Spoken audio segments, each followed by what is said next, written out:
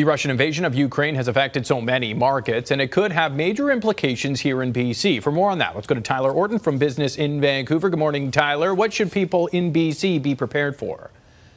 Well, keep in mind that Ukraine and Russia are both key suppliers of the components necessary for semiconductor manufacturing, the chips that we all use for all kinds of electronics. Now, there's already a global shortage, and the CEO of the BC Tech Association says that this will only further exacerbate those semiconductor shortages, calling it a bit of a mess right now. Now, the invasion also triggered a spike in global oil prices, and BMO economists said that this could further contribute to inflation. Brian Yu, the chief economist of Central One Credit Union here in BC, says many inflationary pressures were set to ease later on this year, but they could be extended because of this invasion.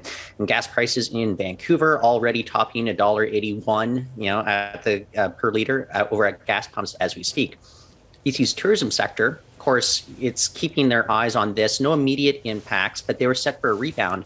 And the concern is that international travel could be affected. Yeah, it's interesting. I remember that chip shortage. It was even affecting car manufacturers over the summer. So that's something to watch for sure. Okay, switching gears a little bit. It sounds like Canadians are getting more anxious about retiring. You're going to need to save a lot of cash just to get there.